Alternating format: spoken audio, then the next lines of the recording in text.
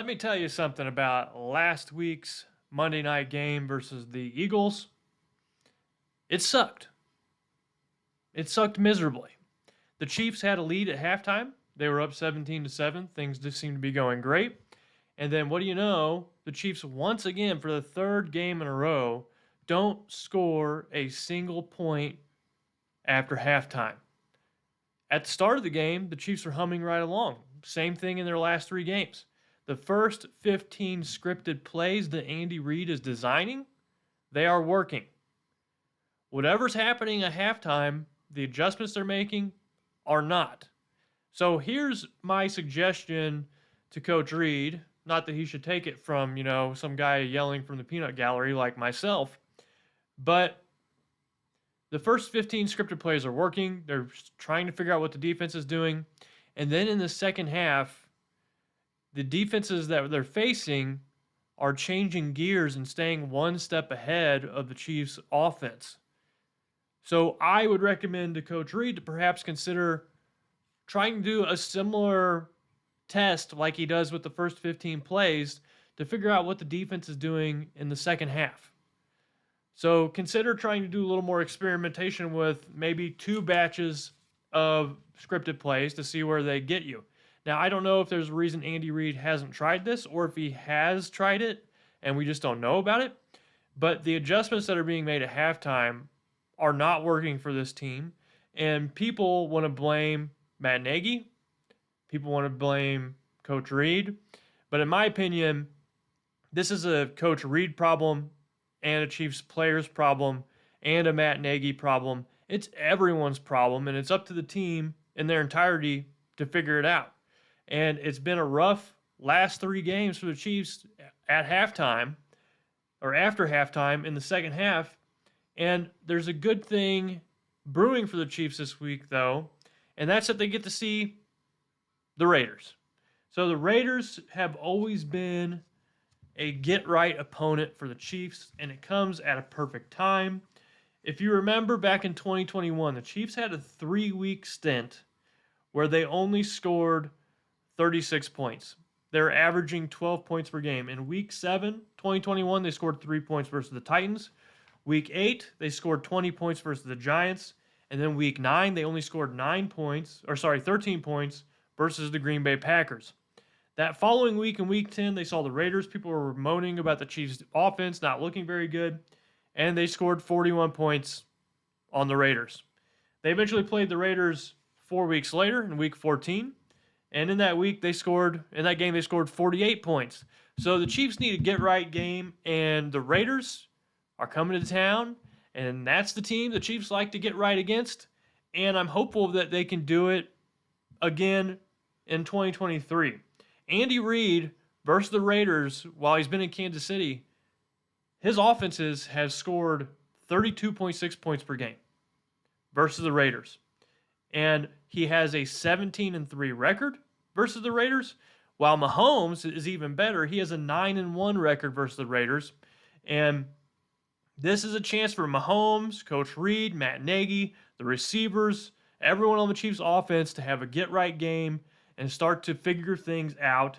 And I think it's going to happen this week versus the Raiders. So the Chiefs offense, I know that I mentioned they need to get things right. They're currently 14 in points scored per game, number 8 in total yards, and 29th in turnovers.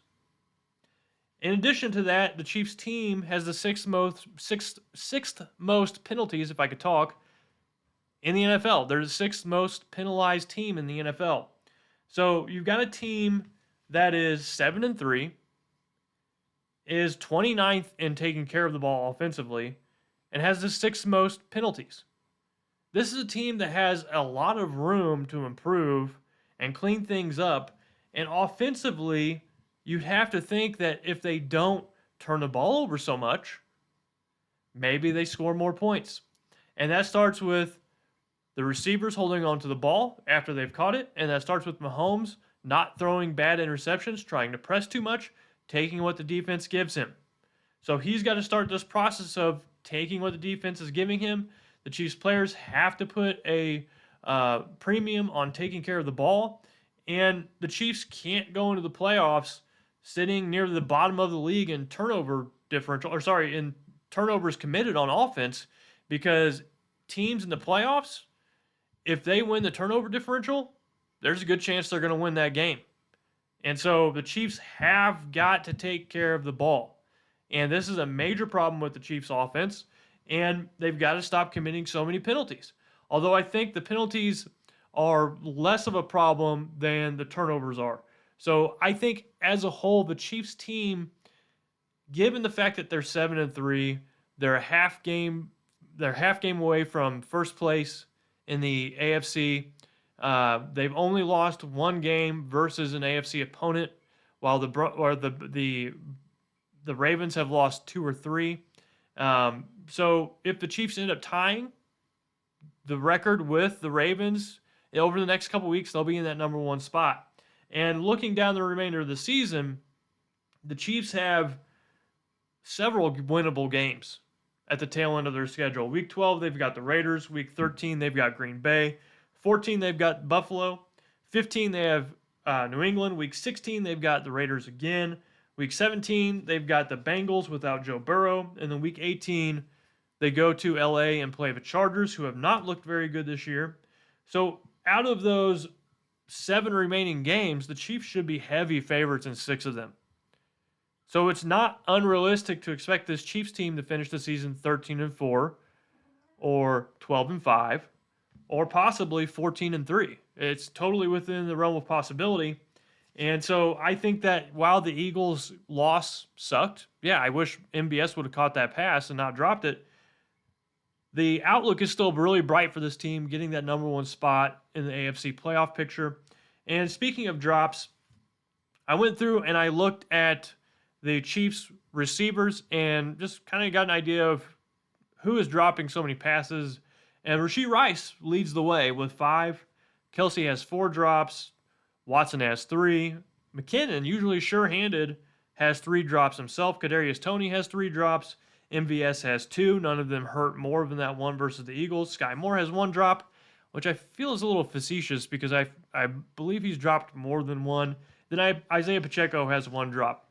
Earlier on in the season, after the first couple weeks, I noticed the Chiefs were dropping a lot of passes, and I believe I was wrong. So I owe you all an apology. I said at the time that I did not believe the Chiefs' drops would continue to be a problem because a lot of drops in the NFL are noise. But with this group, this seems to be a reoccurring trend, and I don't see an end in sight currently in the drop problems. And when Rashee Rice was drafted, one of his knocks coming out of college was that, yeah, he drops some passes, and that's something he's going to have to clean up in the NFL. Now, in Rice's defense, he's had a lot more targets than a lot of the other Chiefs receivers. I know you couldn't tell by what happens in the game, but those are the drop numbers for this Chiefs team, and I am changing my opinion on, the drops being noisy. At this point in the season, there's enough evidence to show that this is a real problem for this wide receiver group, and I don't expect it to stop. So every game where the Chiefs only have maybe 1 or 2 drops, that's going to be a win for me, and it's going to be a win for this Chiefs receiving core. But as a whole, if you were to ask me, do I think that this receiving group is going to be, the death spell or the cause of fatality for this Chiefs team winning the Super Bowl this year? And I will tell you that I believe it's possible. I think that with the way the Chiefs defense is playing, they're going to be in every single game.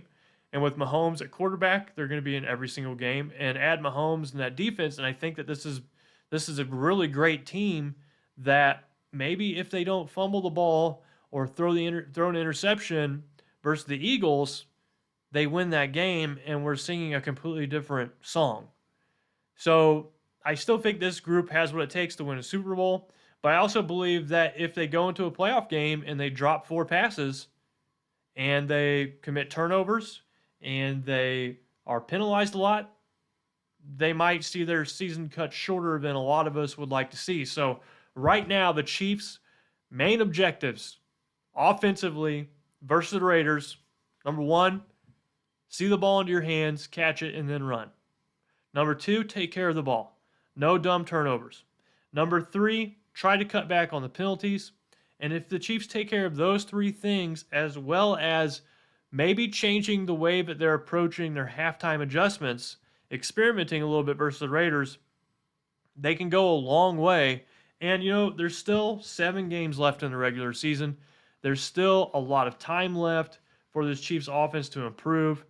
And I want to pull a quote from Tom Brady. So Tom Brady, one year after he won the Super Bowl, he was asked how they seemed to seemingly put it all together down the stretch at the end of the season. And that was when Edelman was one of his primary targets.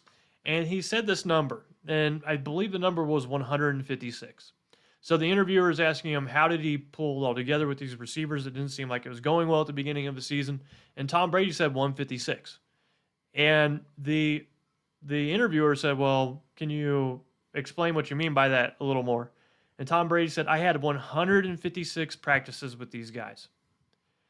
Every practice we just got a little bit better. And so you want to see the same thing with the Chiefs offense this year.